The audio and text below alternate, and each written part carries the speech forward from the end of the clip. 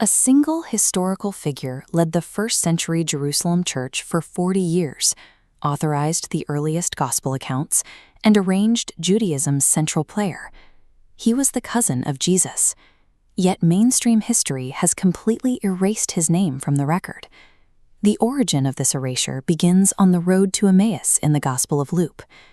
The text focuses heavily on two travelers making a 7-mile journey. One is explicitly named Cleopas, the other is entirely anonymous.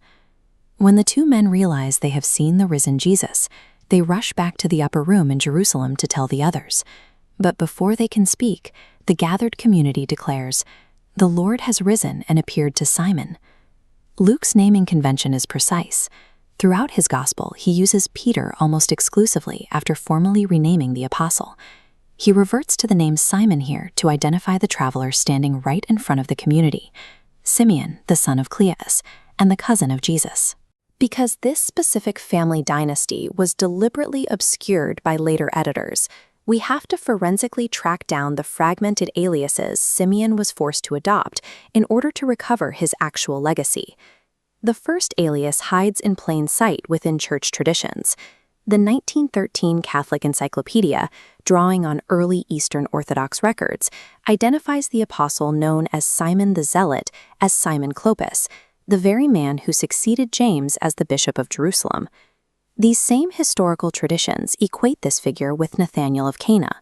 They position him as the actual bridegroom at the famous wedding where water was turned to wine. The physical family network of Jesus was present at all of these early foundational events. As the movement grew and fractured, those familial names were systematically replaced by regional titles and occupational descriptors. Early compilers didn't completely forget Simeon's influence. They simply filed his massive administrative and theological accomplishments under different regional names to make them easier to categorize. We can track the internal organization of the early church through documents known as the Apostle Lists. These were regional directories compiled to record the founders, their specific titles, and their jurisdictions. These directories, like the anonymous Iphyla list, contain a glaring administrative glitch. They explicitly separate Peter and Cephas into two entirely different roles and locations, placing Peter at the head of the 12 and Cephas at number 19 among the 70. The key to this separation is in the patronymics. While the apostle Peter is the son of Jonah, the fourth gospel calls Cephas the son of John. The word Clopas is actually a functional title derived from the Semitic root halap, meaning to succeed or replace, cognate with the Arabic title Khalifa. John was the man's personal name. Klopas was his title as the legal successor in the household of Joseph. Over time, the Roman Church ignored these directories. They took Simeon's decades-long tenure as a Jerusalem pillar, including his fierce theological debates with Paul in the Syrian diaspora, and absorbed all of it into Peter's biography. By merging two completely distinct leaders, the institution finalized the second alias. They created the single composite figure of Simon Peter, leaving Simeon without a seat at his own table. After the destruction of the temple in 70 CE, the surviving Jewish communities faced severe Roman suppression. In this tense environment, the Talmud records a figure named Shimon HaPikuli.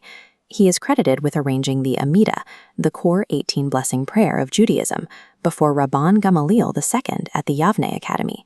The name HaPikuli has long puzzled scholars because it translates to the cotton dealer. The name is actually a result of consonantal metathesis, a linguistic shift where letters swap positions over time. The Greek name Klopas entered the rabbinic tradition as Hakulphus, preserving the consonants KLF. Over centuries of oral transmission, they shifted to PKL. This linguistic scramble served a protective motive. Jewish communities were terrified of Roman executioners hunting down any surviving descendants of the Davidic bloodline. They deliberately corrupted the name in their texts to hide his Jewish Christian identity. The second bishop of the early church was transformed into a fictional cotton dealer. His true identity as a Torah-observant Jewish Christian leader was simply too dangerous for the rabbis to memorialize accurately. The erasure of Simeon happened in 3 distinct phases. First came malicious removal. The 2nd-century figure Marcion physically excised the entire Emmaus Road narrative from his version of the Gospel, wiping out Simeon's embedded authorial signature completely. Second was institutional absorption. Documents like the Pseudo-Clementine literature took Simeon's documented functional profile, a Torah-observant leader fighting Paul's theology, and pasted Peter's name directly over it. Third was protective concealment. The rabbinic establishment scrambled his name into Ha Peculi, burying his memorial to shield the surviving Jewish community from Roman threats. Nathanael of Cana, Cephas the pillar of Jerusalem, and Shimon the cotton dealer are all the exact same historical person. They are Simeon, son of Clopas. The erasure of Simeon proves that the original Jesus movement was a gritty, localized family dynasty, one that administrators later dismantled and rewrote into a neat, functional myth.